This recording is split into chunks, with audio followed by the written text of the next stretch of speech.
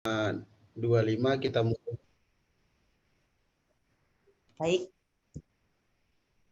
Jam 5.25. Sekarang jam berapa? Oke, 3 menit lagi ya. Camp mungkin nanti ada door prize kali ya Kak ya Putri ya. Amin, insya Allah. Ada door prize nanti, insya Allah. Makanya yang aktif dan bertanya, bobot pertanyaannya insya Allah ada door prize nanti di akhir. Ini Kak Putri. Oke.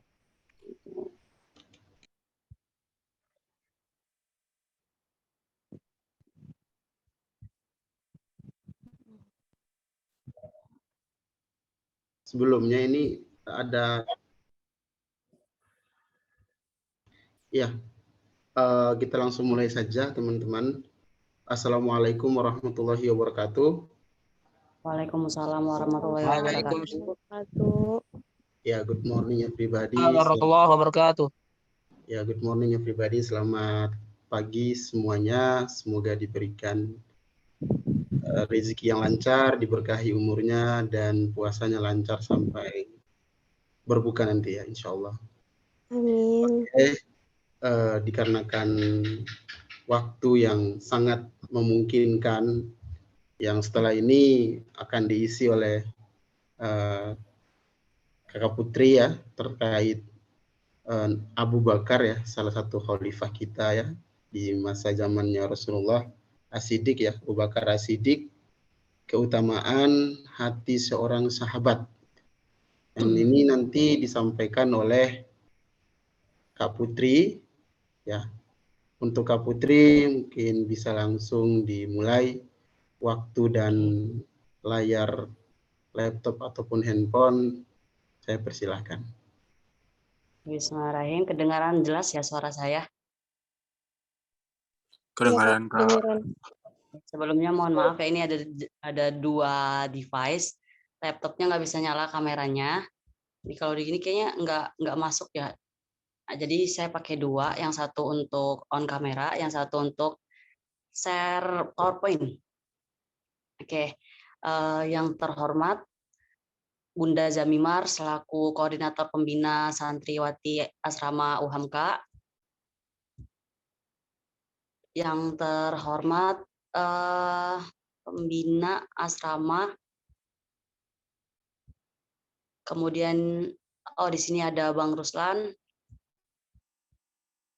Tak lupa pula yang saya sayangi teman-teman mahasiswa Asrama UHAMKA.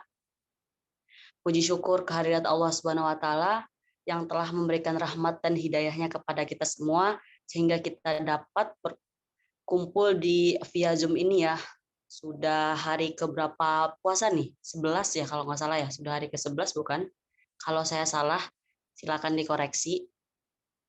Alhamdulillahirrahmanirrahim ya, masih dalam keadaan sehat, bahagia walaupun dalam keadaan ngantuk-ngantuk ya.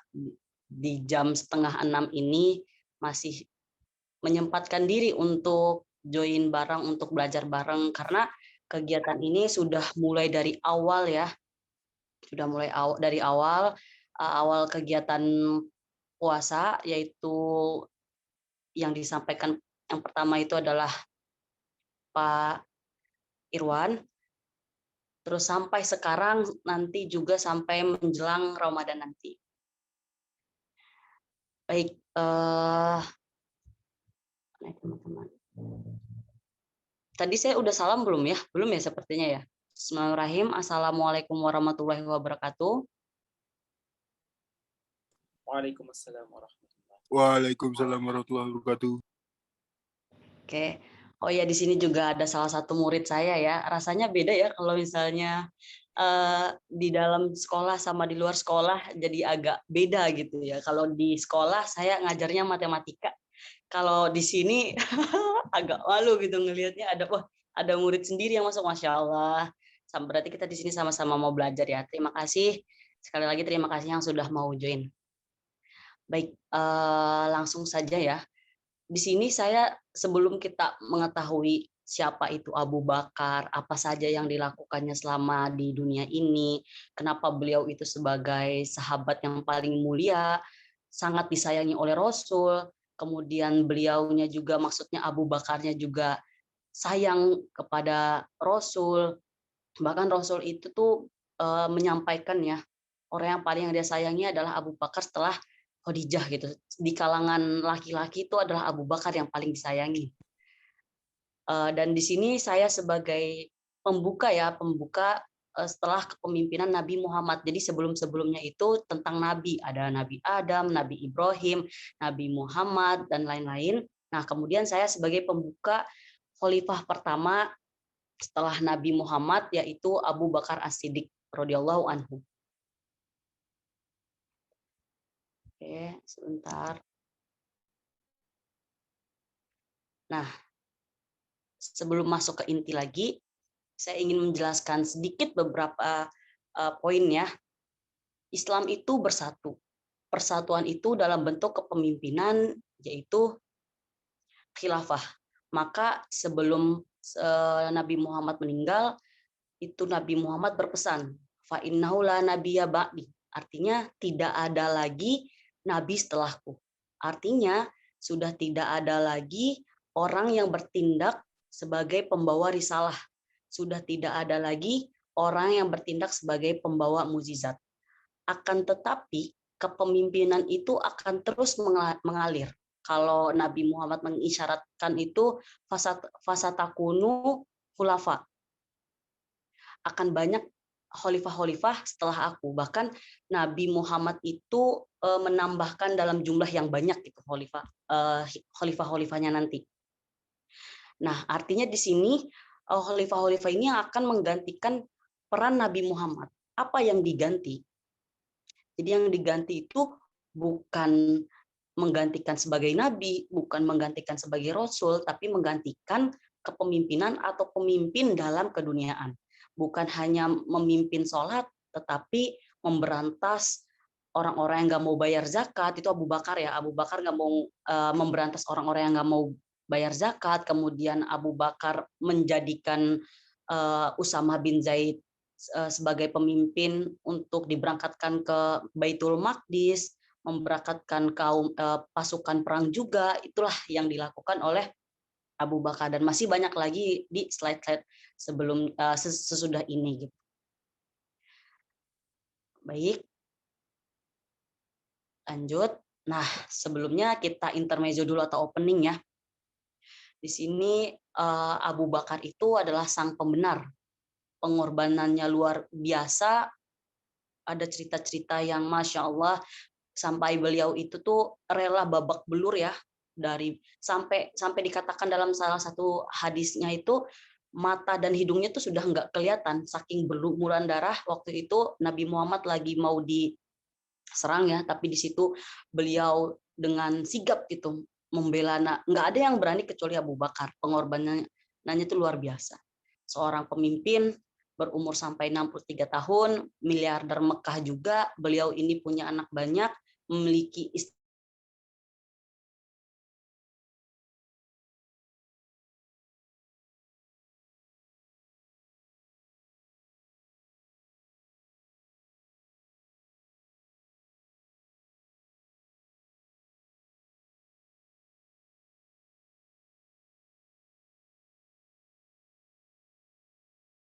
ragu sama sekali. Jadi ketika Nabi Muhammad disuruh sama Allah untuk sholat 5 rakaat, terus Nabi Muhammad menyampaikannya ke Abu Bakar itu langsung melaksanakannya tanpa mempertanyakan kenapa 5. Atau mungkin ya gitu, seandainya kita sholat itu 50, Abu Bakar itu terus gitu, langsung aja nggak pakai nanya, langsung aja diikutin. Jadi nggak ragu dalam keyakinannya, dia yakin, oh disuruh sholat 5 waktu, sholat 5 waktu, disuruh bayar zakat, oke langsung bayar zakat. Jadi nggak mempertanyakan, nggak ragu. Terus selanjutnya Anas itu jujur ya, jujur sekali beliau ini. Nanti saya akan menjelaskan cerita beliau dalam berdagang, kejujurannya itu. Terus ketika kita mendapatkan gelar Siddiq gitu ya, itu maka kita akan mendapatkan surga yang paling tinggi. Terus sidik itu mempertanggungjawabkan segala hal. Jadi itulah artinya sidik ya. Nggak ada keraguan, jujur, penuh tanggung jawab, maka akan mendapatkan posisi surga yang paling tinggi. Itu adalah artinya sidik. Maka beliau ini Abu Bakar, masya Allah sekali ya, mendapatkan gelar sidik. Nah, sekarang kita mengetahui dulu background of Abu Bakar gitu ya. Backgroundnya. Yang pertama, beliau ini berasal dari suku Taim atau suku yang sangat masyhur, suku yang peradabannya tuh bagus, suku yang dimana banyak pemimpin pasukan. Nah, Abu Bakar ini sebagai kepala suku di situ. Kemudian nama asli beliau sebelum masuk Islam itu namanya Abu Ka'bah. Nah, setelah masuk Islam, beliau diberi nama oleh Nabi Muhammad yaitu Abdullah bin Abu Quhafa. Abdullah sebenarnya itu nama Abu Bakar itu adalah Abdullah ya. Namanya Abdullah gitu, bukan. Nah, Abu Bakar ini nanti terus Abi Quhafa berarti bapaknya bernama Abi Quhafa, terus ibunya bernama Salma atau dikenal pada saat itu zaman itu Ummul Khair. Alhamdulillahnya dua-duanya orang tuanya dari Abu Bakar ini sempat syahadat. Terus nah, yang ketiga masuk Islam. Orang pertama dari kalangan dewasa yang masuk Islam. Kalau yang dari anak kecil itu kan Ali ya. Kalau perempuan wanita itu Khadijah. Nah, kalau beliau ini kalangan dewasa. Yang dimana bakar itu dari kata bakaro yubakiro artinya awal. Awal-awal, maksudnya awal-awal beliau masuk Islam. Terus yang keempat, fisik beliau. Fisik beliau ini kurus, kecil, bahkan beliau tuh putih beliau itu putih sampai tangannya itu kelihatan urat-urat birunya tuh loh, saking kecilnya. Bahkan beliau ketika menggunakan sarung tuh ya kadang kalau lagi sholat suka kedodoran gitu loh, saking kecilnya beliau. Tapi ya masya Allah ya, namanya Allah itu menciptakan manusianya nggak dilihat dari fisiknya, tapi dilihat dari pemikirannya, kekuatannya. Bahkan beliau memimpin perang, membela Nabi Muhammad. Jadi walaupun kecil badan beliau ini, tapi masya Allah beda lagi struggle-nya, itu perjuangannya luar biasa. Terus yang kelima, beliau ini adalah seorang pedagang yang sangat mahir. Nah di sini nih beliau itu bisa bersahabat dengan Nabi Muhammad karena waktu itu beliau itu tinggal di kalangan elit lah ibaratnya. Kalau misalnya disamakan di Jakarta nih, kalau di daerah-daerah Jaksel, Pondok Indah gitu. Jadi kalangan-kalangan elit di kompleks itu bertetanggaan sama Khadijah dan Nabi Muhammad. Terus beliau ini kuat sekali ingatannya. Maksudnya di sini adalah beliau itu sangat menghafal dari keluarga manapun silsilah orang itu beliau hafal. Jadi kalau ditanya silsilah sini, beliau hafal sekali. Nah terus selanjutnya kenapa bernama Siddiq? Pertama, Nabi Muhammad melihat Jibril dan mengajaknya masuk Islam. Jadi pada saat itu Jibril itu turun. Lalu Nabi Muhammad nengok ke atas gitu. Nengok ke atas, melihat besarnya malaikat Jibril. Itu mulai dari timur ke barat, barat ke timur, selatan ke utara. Besar sekali. Bahkan kan disampaikan bahwa sayap malaikat Jibril itu ada 600. Satu sayapnya kalau dikepakkan gitu di bumi, maka bumi ini akan hancur. Saking besarnya malaikat Jibril. Lalu di sini Nabi Muhammad itu bercerita kepada Abu Bakar. Apa yang dijawab oleh Abu Bakar? Apa tuntunanmu wahai Nabi gitu. Wahai Nabi Muhammad, tuntunanku yaitu mengucapkan syahadat. Asyhadu alla ilaha illallah. Maka saat itu juga Abu Bakar langsung ikutin gitu. Langsung ikutin syahadat. Jadi kembali lagi ya bahwa nggak ada keraguan gitu dalam dirinya, disuruh syahadat ya udah langsung syahadat. Itu artinya maksudnya nggak ada no doubt, nggak ragu atau la roiba. Terus yang kedua adalah Nabi Muhammad menceritakan tentang Gua Hira kepada Abu Bakar. Gua Hira itu kan tempat pertama kali Nabi Muhammad menerima wahyu ya. Nah di situ Nabi Muhammad bercerita kepada Abu Bakar. Di situ Abu Bakar percaya juga, percaya bahwa apa yang disampaikan Nabi Muhammad itu langsung percaya. Yang ketiga, langsung menyebarkan apa yang disampaikan oleh Nabi Muhammad. Jadi Nabi Muhammad menyampaikan kita wajib membayar zakat. Udah saat itu juga Abu Bakar kelar dari kajian langsung disampaikan ke orang-orang sekitar. Nah, beda ya kalau kita ada sebagian dari kita gitu habis dari kajian buka sosmed atau ya tidur gitu habis dari kajian. Nah, tapi kalau Abu Bakar beda. Apa yang disampaikan Nabi Muhammad langsung disebarkannya. Sebenarnya nggak apa-apa sih kalau kita langsung buka sosmed, tapi setelah mendapatkan kajian itu, cobalah gitu, nggak apa-apa kita share di story kita apa yang disampaikan setelah kita belajar gitu dari kajian-kajian tersebut. Nggak apa-apa kita sebar, ya namanya juga kita dakwah ya, dan kalau berdakwah itu jangan berharap kuantitas, jangan berharap jumlah. Pasti yang namanya belajar sebar agama gitu ya. Ibu maaf kok jadi ibu sih. Kak Putri, kebiasaan di sekolah. Kak Putri itu apa namanya? Enggak berharap gitu ya yang ikut join kegiatan ini itu ada berapa jumlah pasukannya gitu. Yang penting ada 1-2 orang yang alhamdulillah ikut, alhamdulillah nangkap poin apa yang Kak Putri sampaikan. Nah, terus yang keempat, tutup dagangannya ketika mendengar azan dan segera sholat.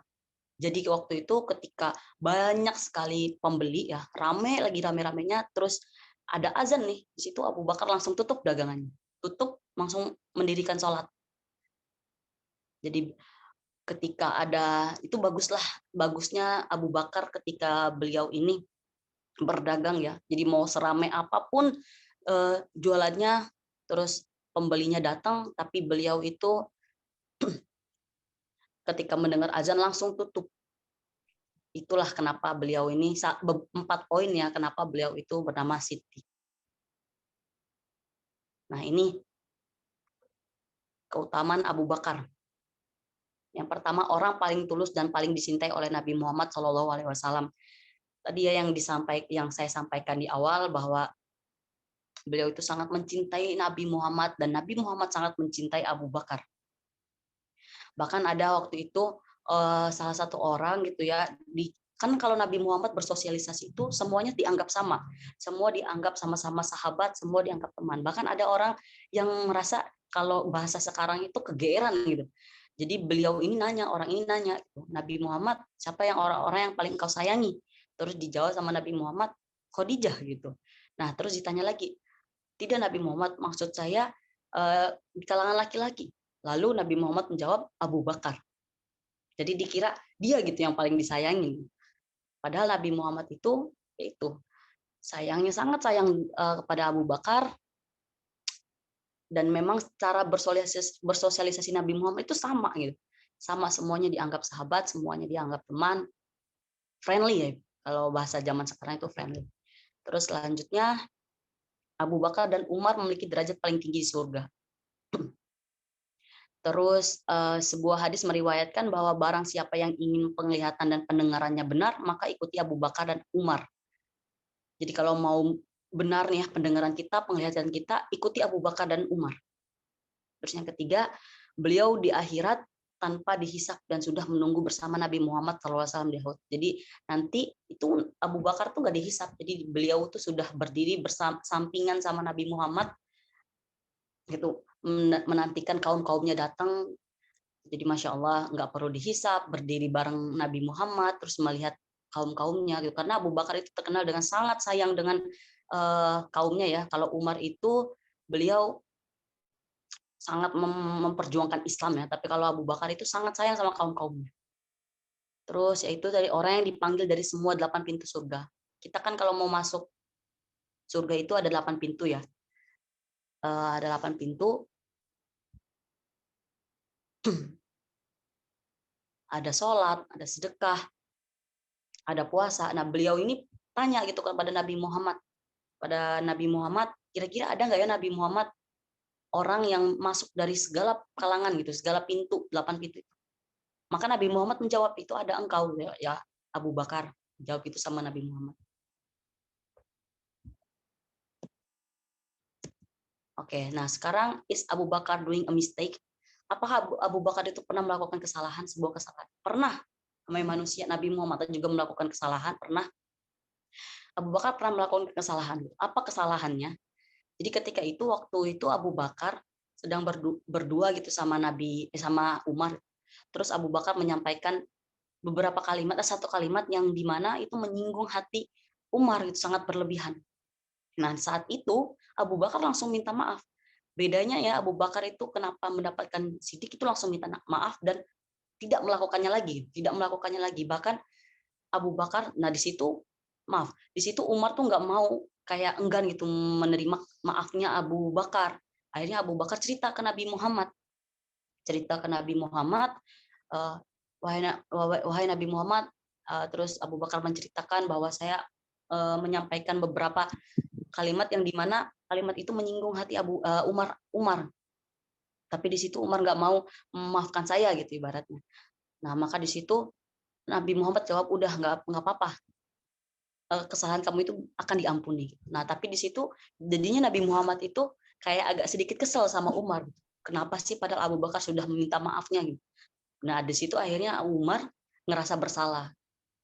Akhirnya ya udah Umar yang bilang ke Nabi Muhammad, menyampaikan maaf Rasulullah begini, terus Nabi Muhammad di situ juga agak enggan ya, agak kecewa gitu sama Umar, dan akhirnya di situ Abu Bakar,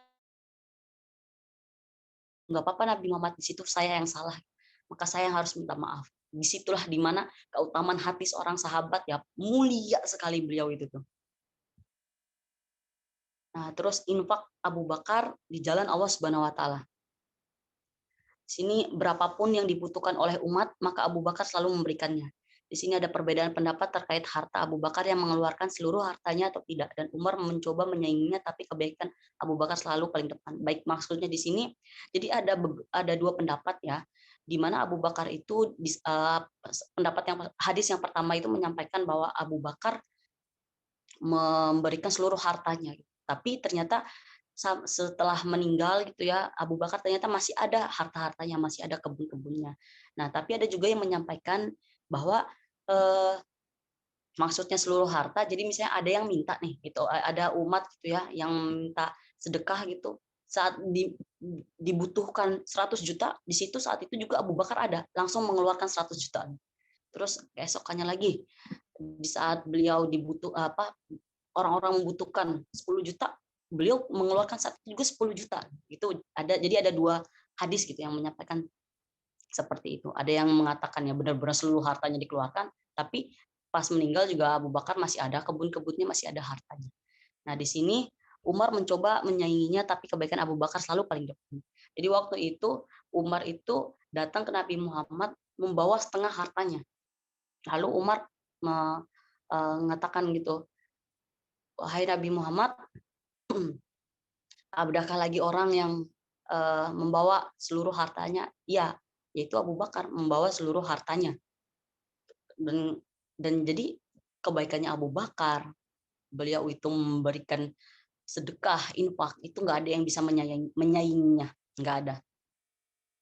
Kalau bisa dibilang zaman sekarang tuh Abu Bakar kayak Bill Gates atau Elon Musk, bahkan lebih dari mereka. Bahkan lebih dari mereka. Waktu itu Kapolri pernah dengar ya kata Ustadz Khalid bahasa lama, kalau bisa kita kagum sama orang-orang yang sudah meninggal. Karena kalau orang-orang yang sudah meninggal itu track recordnya udah kelihatan.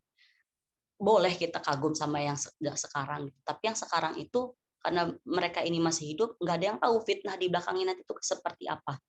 Karena masih unggul di salah satu bidang aja. Nah, sedangkan para sahabat Abu Bakar itu beliau sudah dijamin masuk surga, kekayaannya sudah sangat-sangat banyak sekali, perjuangannya, terus sayangnya sama Nabi Muhammad, sayangnya sama kaum. Nah, ini ada kata-kata dari Abu Bakar As-Siddiq. Siapa yang menjauhkan diri dari sifat suka mengeluh, maka berarti ia mengundang kebahagiaan. Jadi maksudnya di sini apa ya? Jangan keseringan sambat kalau zaman sekarang tuh ya. Kalau misalnya kita nggak ngeluh, itu bahkan akan mendatangkan kebahagiaan. Itu apa yang disampaikan oleh Abu Bakar As-Siddiq. Oke, thanks, syukron, jazakumullah. Any questions atau ada yang ingin menyampaikan pendapat? Saya kembalikan lagi kepada moderator, yaitu Hakim.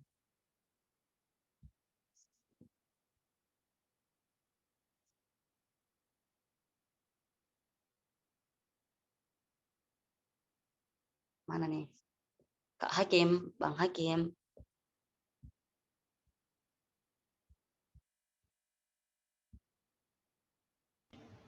Ya, oke. Untuk teman-teman, silakan yang mau bertanya atau yang mau menyampaikan pendapat, silakan.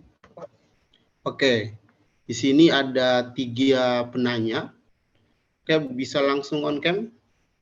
Ini yang nanya Cici atau Monik? Silakan. Insya Allah ada 3.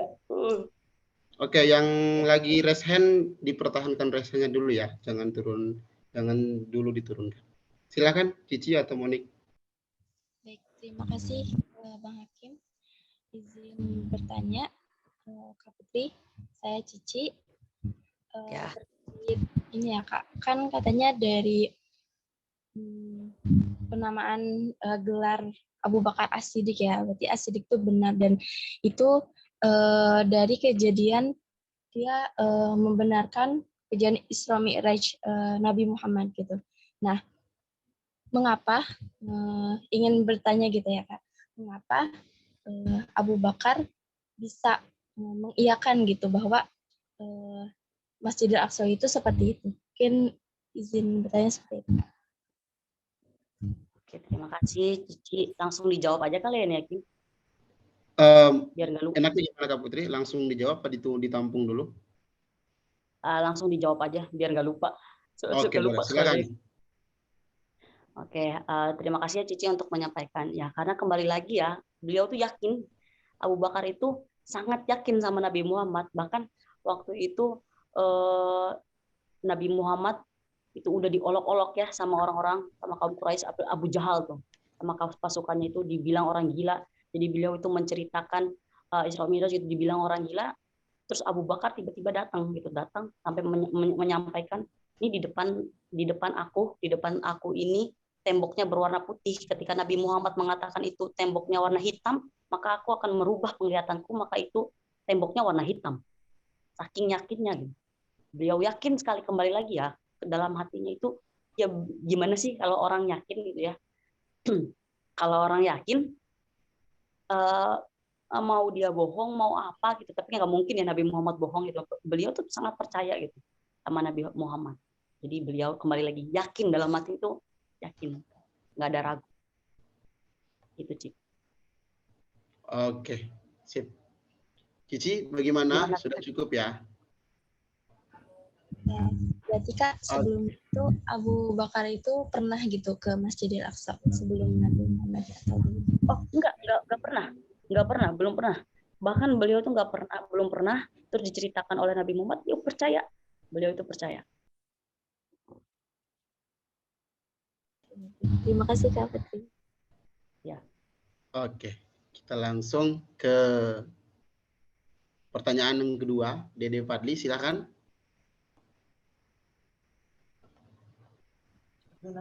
Baik, sebelumnya izin bertanya Kak. Apakah suara saya terdengar Kak? Terdengar. Sangat terdengar Dede, silakan. Ini ya Kak, mengenai tanggal lahir dari Abu Bakar sendiri. Ada beberapa ulama yang mengatakan bahwa Abu Bakar itu lahir 3 tahun setelah tahun gajah. Namun ada beberapa juga yang mengatakan 2 tahun lebih 6 bulan setelah tahun gajah. Terus ada juga yang ada juga yang mengatakan 2 tahun beberapa bulan setelah tahun gajah. Nah, itu tanggal itu tanggal lahirnya. Tanggal lahir Abu Bakar yang benar itu yang mana sih Kak? Itu soalnya baca masih terjadi perselisihan tanggal lahir Abu Bakar gitu. Baik, terima kasih Dede Padli. Panggilannya Dede ya ini ya? Ya Kak, boleh.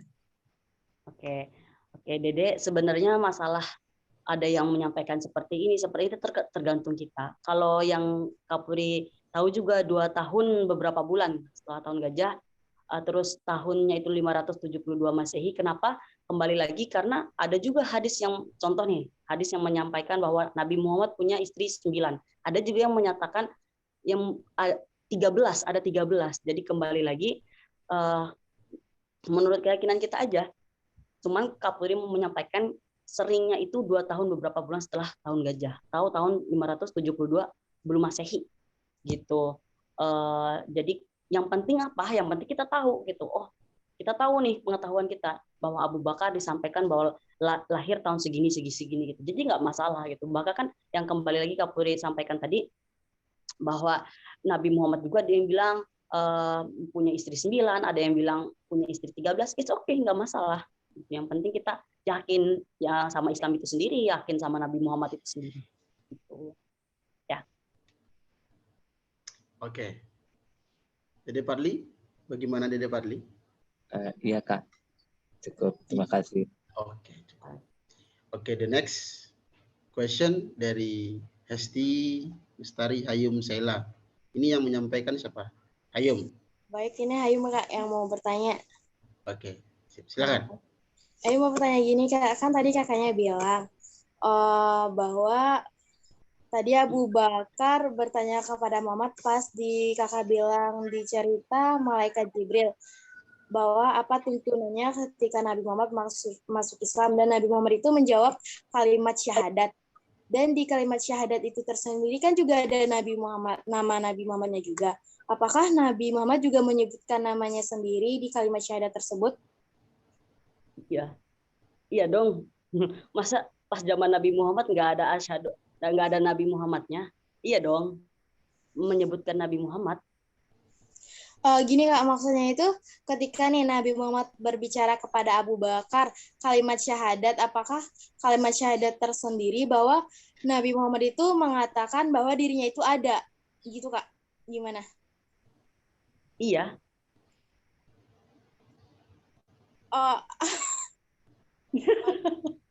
Jadi ayo bingung. Iya. Maksudnya gimana nih Kak? Menyampaikan ada gimana sih? Oh, di situ Nabi Muhammad ada gitu ya. Ada Nabi Muhammadnya. Oh, gitu. Ada. Apakah kalimat syahadat itu Nabi sendiri yang mengatakan atau malaikat Jibrilnya itu menyampaikan? Nabi Muhammad sendiri. Kan Nabi. Abu Bakar tanya Nabi Muhammad, ya Nabi Muhammad yang jawab. Enggak ke malaikat Jibril, malaikat Jibril udah pergi. Jadi di situ Nabi Muhammad cerita ke Abu Bakar. Nah, Abu Bakar ya itu tuh langsung ke Nabi Muhammadnya. Tapi ketika Nabi untuk masuk Islam itu akan menyebutkan namanya sendiri atau gimana Kak? Juga menyebutkan? Iya. Oh gitu. Iya. Ya, makasih, cukup. Oke. Nanti kalau memang kurang puas bisa kita diskusi di belakang layar ya, Hayum ya. Oke. Next, the next question ini sangat bersemangat ini bertanya tentang Abu Bakar As-Siddiq ini. Masya Allah, tabarakallah ya di pagi hari ini. Oke, the next question dari Iqmal dan Setiawan, tapi mukanya ini ya. Ya, ya Bang, ini soalnya nggak muat Bang, nggak muat kameranya Bang. Oke, silakan yang mau bertanya. Oke, izin bertanya Bang ya. Sebelumnya nih, sebelumnya Iqmal nanya dulu ke tadi penanya saudara Dede mengenai kelahiran Nabi Muhammad, kelahiran Abu Bakar. Dalam apa ya, data yang ingin saya tanyakan, atas dasar apa data yang tadi disebutkan kalau Abu Bakar itu dia lahir setelah tahun gajah? Itu Maaf sebelumnya, ini sumber bertanya ke siapa ini? ya. Bertanya ke Ini ke Dede narasumber Fadli apa? dulu Bang. Ini ke Dede Fadli dulu. Sebentar. Ini kan sesinya Kak Putri ya. Mungkin untuk terkait Iya, itu kan dibalik layar aja ya. kan Eh, Bang ini kan masuk sesi dialektika ya. Oke. Jadi kan ada diskusi di sini karena itu kan sebagai pemantik saya yang ingin bertanya karena Oke. menurut saya sumber sejarah itu dia penting Bang. Setahu kita semua kan Kak, mohon maaf Kak, setahu kita semua Abu Bakar itu dia yang lebih tua dari Nabi Muhammad sendiri. Kalau dikatakan tadi Abu Bakar itu dia lahir setelah tahun gajah, logikanya adalah Abu Bakar lebih muda dari Nabi Muhammad SAW. Nah, di situ nanti bakalan ada kisah kayak asumsi kalau peristiwa Isra dan Mi'raj itu dia diyakini oleh Abu Bakar bukan atas dasar kepercayaan dan keimanan Abu Bakar, tapi mengenai atas kehormatannya gitu. Kayak misalkan Abu Bakar menganggap Nabi Muhammad lebih tua. Nah, karena Abu Bakar itu yang kita ketahui adalah dia lebih tua daripada Nabi Muhammad. Tadi saya dapat pemantik sedikit dari saudara Dede, dia dasarnya seperti apa. Kemudian pertanyaan untuk kakak itu, Abu Bakar itu dia di atas umurnya Nabi Muhammad atau di bawah umurnya Nabi Muhammad. Karena nanti itu bakalan ada hubungannya dengan sejarah dan peristiwa-peristiwa lainnya. Gitu, Kak. Terima kasih Oke. dan Bang. Ini Terima kasih. informasi ya, Iqmal ya. Saya anggap ini informasi diberikan kepada Dede. Jadi mungkin untuk lebih mendalam terkait klarifikasi mungkin dari Dede nanti di balik layar ini. Oke, next question. Boleh, silakan. Rifka, Desi, atau Sabil, silakan. Sabil, Kak. Izin bertanya. Boleh. Jadi kan tadi Kak Putri mengatakan bahwa alangkah lebih baik mengidolakan atau menjadikan role model itu orang yang telah meninggal atau seperti kayak Nabi Muhammad atau para sahabat kan. Dan sedangkan untuk zaman sekarang tuh kayaknya sulit gitu. Karena kita kan cuma tahu kisah-kisahnya doang. Dan kita nggak emang boro-boro ketemu ya kan.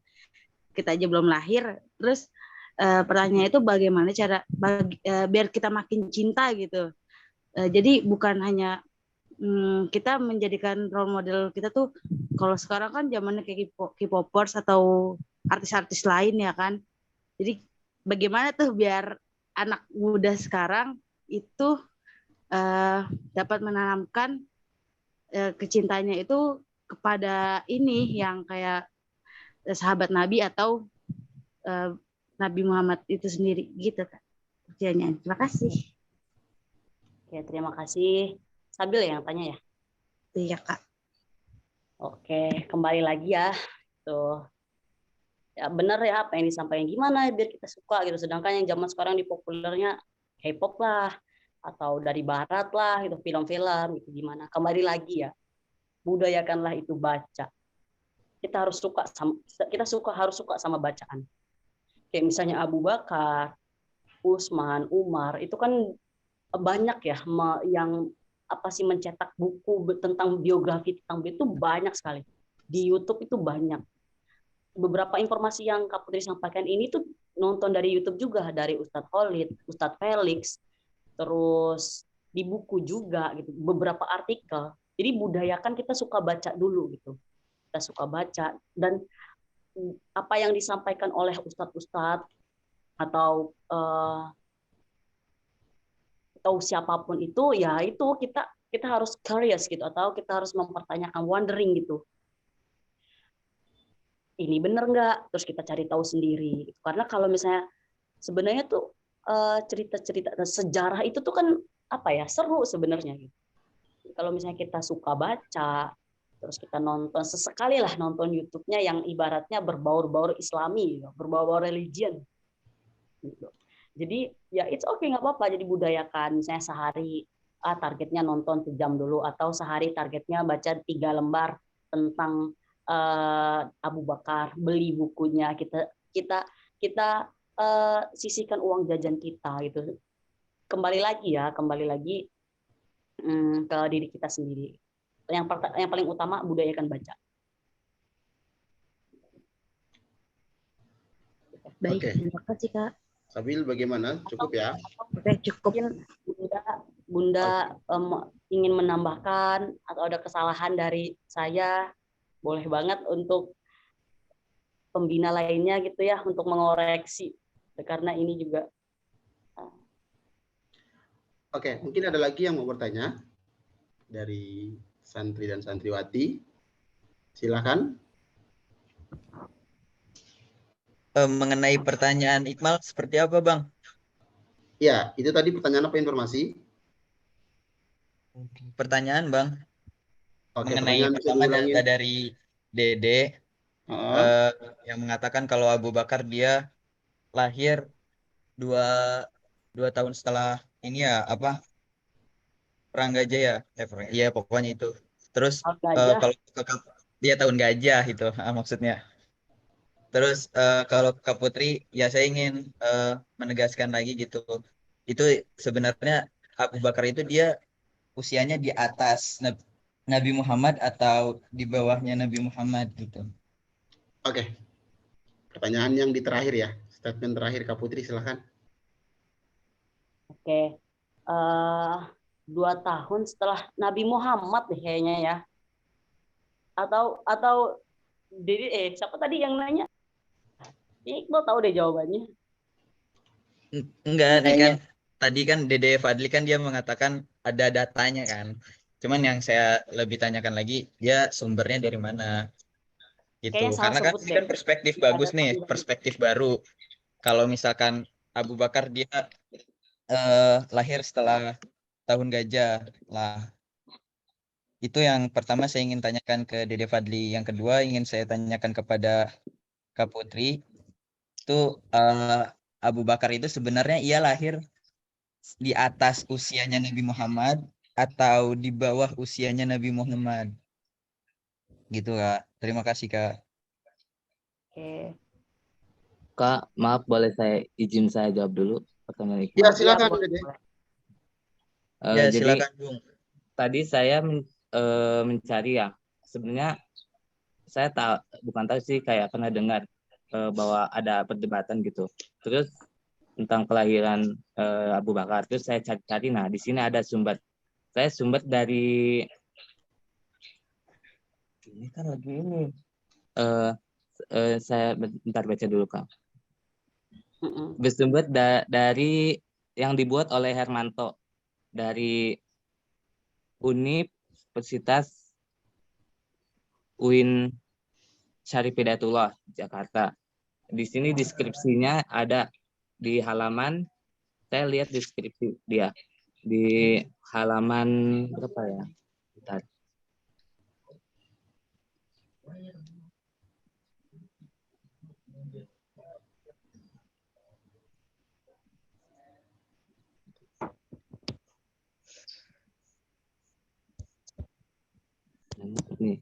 Nih ada di halaman 9 tentang kelahiran, gambaran, dan ciri fisik Abu Bakar As-Siddiq.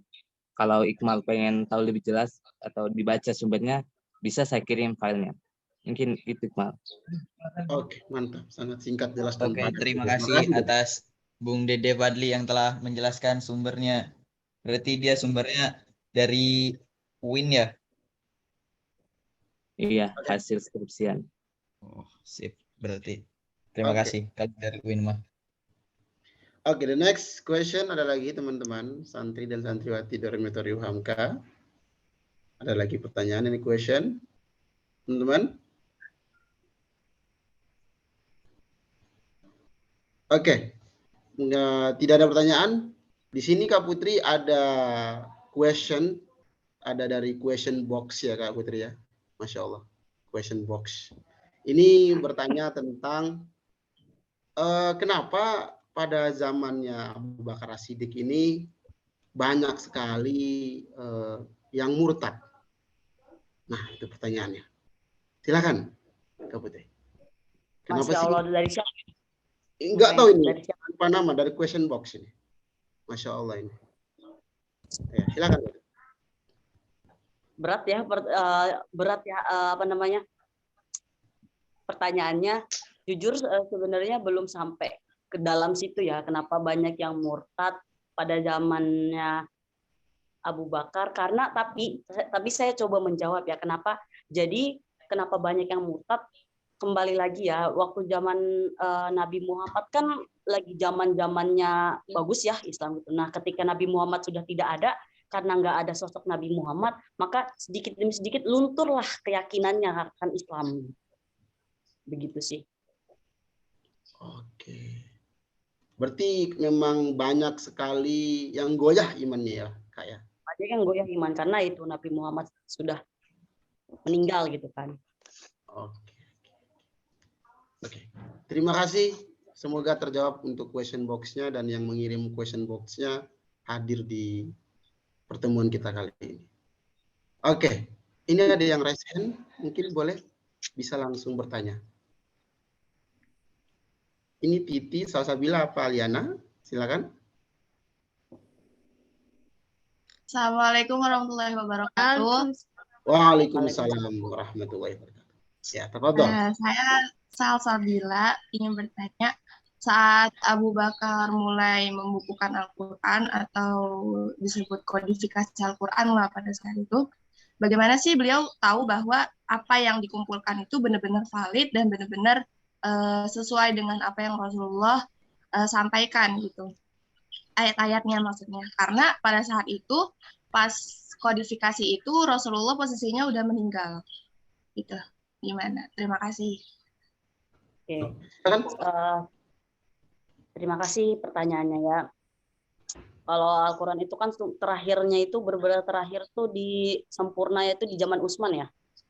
Tahu saya tuh di Utsman atau Ali Utsman deh kayaknya. Kalau ada kesalahan koreksi aja ya. Jadi sempurnanya itu di Utsman. Nah, untuk yakin atau enggaknya itu Abu Bakar, ya Abu Bakar bertanya juga gitu. Ada yang memang dari Nabi Muhammad waktu Nabi Muhammad hidup, terus lalu beliau bertanya kepada istrinya mungkin gitu. Jadi bertanya juga ke beberapa sahabatnya, Umar, Utsman gitu. Tapi kembali lagi sempurnanya Al-Quran itu zamannya Utsman ya. Kalau ada kesalahan tolong dikoreksi. Gimana Bunda? Apa Ali ya? Lupa. Bukan. Al-Quran itu sudah sempurna waktu Nabi masih hidup. Iya. Sebelum iya. Nabi Al-Quran sudah sempurna. Neng. Jadi gini ya, Bunda, ini ya. Tadi masalah usia Abu Bakar ya. Pada umumnya ahli sejarah sepakat mengatakan bahwa usia Abu Bakar lebih muda dari Rasulullah sekitar 2 tahun ya. Jadi Abu Bakar As-Siddiq itu lebih muda dari Rasulullah sekitar 2 tahun. Kemudian katanya kenapa Abu Bakar bisa langsung mempercayai? Bukankah kita sudah paham bahwa sebelum menjadi Rasul Muhammad bin Abdullah itu sudah bergelar Al-Amin, ya, orang yang sangat dipercaya, yang tidak berkhianat, tidak pernah berdusta. Kalau kepada manusia saja dia tidak pernah berdusta, bagaimana mungkin dia bisa berdusta tentang Allah?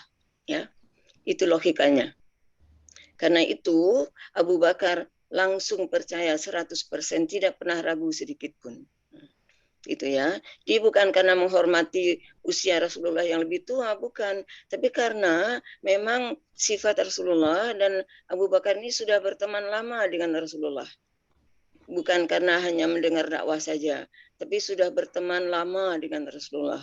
Jadi beliau sudah tahu persis siapa dan bagaimana Rasulullah. Itu yang tadi ya. Jadi logikanya kepada manusia saja, Rasul itu tidak pernah berdusta sebelum menjadi nabi. Ya, tidak pernah berdusta, tidak pernah berkhianat. Bagaimana mungkin dia berdusta tentang Allah, tentang Tuhannya? Ya, itu logikanya. Kemudian kedekatan dan apa namanya itu? Benar kok jadi lupa. tentang firasat ya, firasat Abu Bakar ya. Jadi Abu Bakar itu walaupun ada yang mengatakan coba angkat kakimu sebelah katanya. Ketika Nabi bercerita tentang Isra Mi'raj kepada Abu Bakar, lalu orang lain ada yang berkata begini, coba angkat kakimu sebelah gitu ya. Lalu coba angkat lagi sebelah gitu ya. Itu saking tidak percayanya orang itu ya. Nah, tapi Abu Bakar tidak goyah sedikit pun, beliau percaya 100%. Nah, itu makanya disebut As-Siddiq. Nah, kemudian tentang gelar Abi Bakr itu salah satu sebabnya adalah karena istri beliau satunya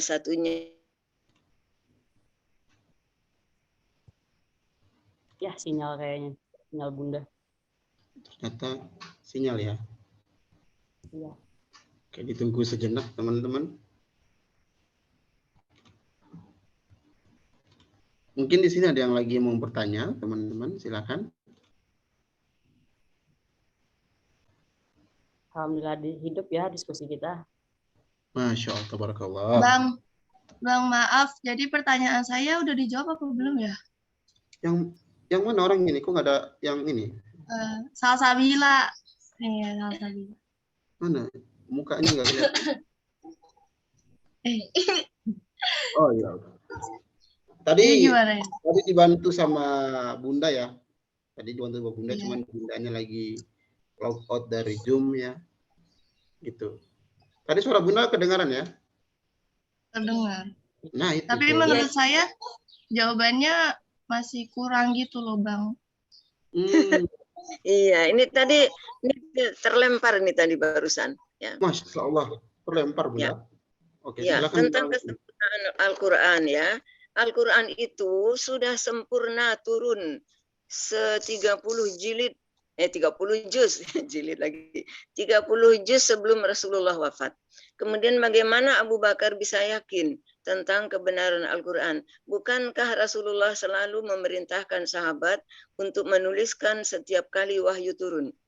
Di antara para penulis wahyu hanya adalah Zaid bin Thabit yang terkenal ya, Zaid bin Thabit, Utsman bin Affan, Ubay bin Ka'ab, Ali bin Abi Thalib, dan Abdullah bin Amr bin As. Itu di antara penulis-penulis wahyu. Nah, ketika jadi ini adalah usul sesuatu keprihatinan dan kepedulian Umar terhadap pemeliharaan Al-Qur'an. Lalu beliau bilang kepada Al-Qur'an usul ya. Wahai Abu Bakar, demi Allah, kumpulkanlah Al-Qur'an itu sebelum berlalu masa yang panjang. Mumpung masih banyak penulis wahyu dan mumpung masih banyak yang hafal Al-Qur'an. Ya. Jadi itu Abu Bakar juga tidak begitu saja menerima usul Umar. Mereka beristikharah dua-duanya ya. Dikatakan lebih kurang mereka beristikharah selama sebulan. Ya. Abu Bakar dan Umar melakukan salat istikharah selama sebulan untuk kemudian meyakini bahwa perbuatan, pekerjaan mengumpulkan Al-Quran itu dalam satu mushaf adalah sesuatu yang benar. Maka diperintahkanlah, dipanggillah semua penulis-penulis wahyu itu. Ya, kemudian disaksikan oleh para penghafal Al-Quran, karena masih banyak sahabat yang hafal Al-Quran 30 juz. Kenapa Umar usul begitu? Karena dalam pertempuran Yamamah melawan Musailamah Al-Kadzab dan bala tentaranya itu banyak sekali sahabat menghafal Al-Quran yang gugur syahid ya.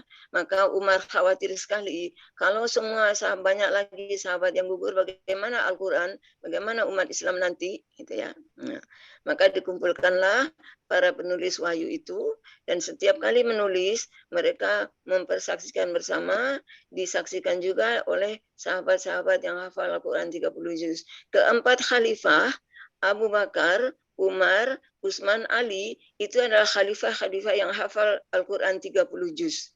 Ya, jadi itu penulisannya itu, pengumpulannya itu oleh para penulis wahyu dan disaksikan oleh sahabat-sahabat yang hafal 30 juz. Begitu ya Ananda, karena itu maka Al-Quran itu diyakini benar seluruhnya, maka disebut qat'iyul wurud, ya. Yakin 100% kebenarannya. Nah, kalau masalah kesempurnaan, itu kesempurnaan penulisan ya, bukan kesempurnaan wahyu. Jadi penulisannya di awal-awal itu kan ya mungkin antara sin dan shin sama saja, nggak ada beda titik gitu ya. Nah, belum ada harakat. Ya, maka penyempurnaan tulisan itu memang baru dilaksanakan pada masa Khalifah Utsman bin Affan. Ya. Jadi bukan kesempurnaan Al-Quran, tapi hanya penyempurnaan tulisan sehingga kita bisa membaca Al-Quran yang ada di hadapan kita sekarang. Ya, sebelumnya itu ditulis ya begitu saja, sin sama saja, sad sama saja, titiknya kita tidak tahu, gitu ya. Nah, itu jadi itu penyempurnaan tulisan. Ya.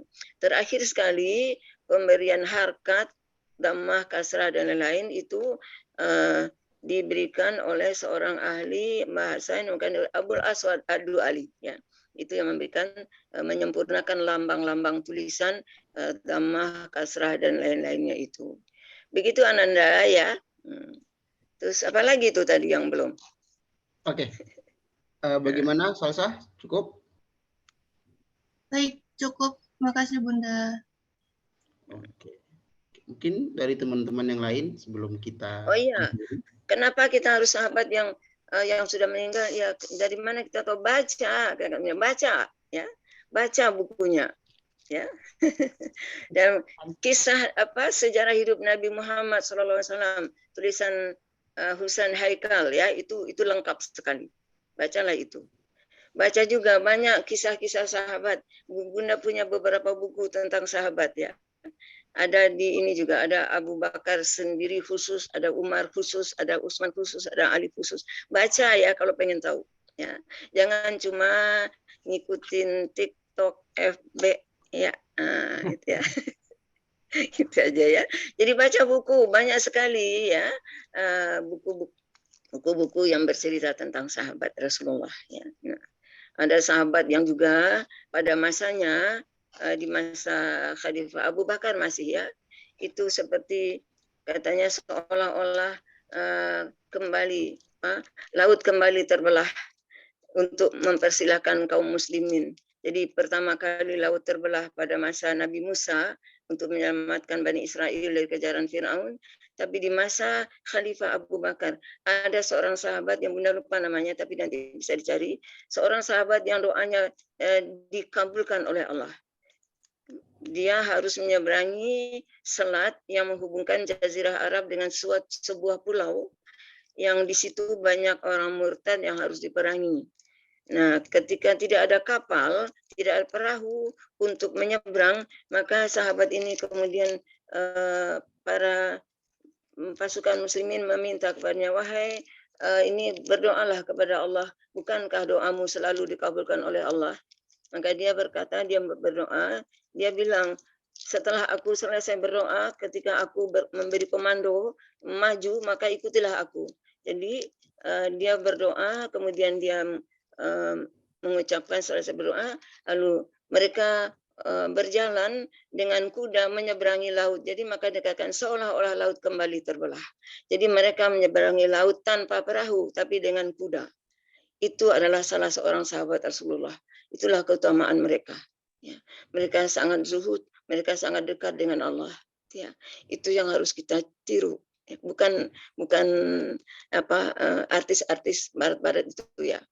Itu saja dari Bunda ya. Oke Bunda, terima kasih banyak Bunda. Ini waktu sudah sangat sempit untuk bertanya dan kita sebelum mengakhiri sesi kita pada hari ini ada satu masuk di question box. Mungkin pertanyaan terakhir kali ya Kak ya. Pertanyaan terakhir ini mungkin cukup ya. Pertanyaan di sini artinya adalah pada zaman Abu Bakar itu kan banyak sekali nabi-nabi palsu yang muncul.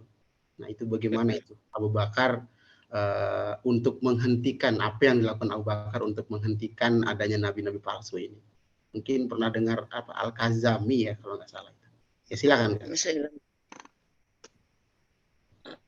Kembali lagi ya tadi yang Nabi Muhammad berpesan ya sebelum meninggal, fa innahu la nabiyya ba'di, sudah tidak ada lagi nabi setelahku, sudah tidak ada orang lagi yang berpura-pura sebagai pembawa risalah, sebagai pembawa mukjizat. Ya beliau dengan tegas gitu ya mengatakan sudah tidak ada nabi lagi kepada orang-orang. Beliau berdakwah, beliau menyampaikan itu secara tegas, udah nggak ada, terakhirnya Nabi Muhammad, simpelnya seperti itu. Kembali lagi, Abu Bakar percaya itu, maka ya beliau bersikap tegas gitu ya, menyampaikan, oh tidak ada lagi Nabi. Oke, berarti yang dilakukan oleh Abu Bakar tidak percaya begitu ya? Dia percaya dan menyampaikan ya ke orang-orang sudah nggak ada gitu dengan tegas. Oke, mungkin cukup. Kak Putri, mungkin silakan beri closing statement mungkin yang berkaitan dengan materi yang berkaitan juga dengan santri dan santriwati pada zaman sekarang ya. Silakan Kak. Oke, closing statement dari saya. Kita kembali tadi ya sangat dari yang gimana sih kita harus suka gitu ya sama sahabat-sahabat Nabi. Kembali lagi ke baca ya, budayakan kita baca, tetap semangat ya. Coba kita lihat perjuangan sahabat-sahabat Abu Bakar, Utsman, Ali, Umar gitu ya. Beliau banyak gitu tugasnya, tapi tetap semangat. Jadi kita pelajarilah dari kisah-kisah mereka. Ketika kita capek tugas, capek tugas, capek ini, capek banyak dan kita gitu. Coba kita istirahat sejenak. Ya. Coba kita lihat lagi orang-orang yang sebelum kita. Bagaimana mereka-mereka ini memperjuangkan Islam, belajarnya, ya Allah ampun-ampunan kan, belajarnya tetap semangat. Karena apa yang diharapkan, ya ridhonya Allah kan, kembali lagi ridhonya Allah. Jadi tetap semangat. Boleh kita capek itu boleh, tapi jangan nyerah gitu ya, jangan nyerah. Dan terima kasih kepada Bunda Jamimar ya yang telah membantu saya itu untuk menyempurnakan jawaban-jawaban sebelumnya. Masya Allah. Terima kasih sekali lagi. Terima kasih teman-teman yang sudah join gitu ya di Zoom ini. Kita sangat hidup ya diskusi kali ini, alhamdulillah, dengan berbagai pertanyaannya. Alhamdulillah juga saya juga belajar kok dari teman-teman, dari pertanyaan-pertanyaan teman-teman. Khawatir, aduh takut nih ibadah, takut nggak bisa menyampaikan, tapi alhamdulillah teman-teman bisa sangat kooperatif gitu. Terima kasih juga untuk Bang Hakim ya yang sudah menjembatani sebagai moderator, yang sudah bisa memilah gitu ya, mana yang harus disampaikan ini segala macam. Terima kasih sekali lagi terima kasih. Mari kita tutup dengan kafaratul majelis.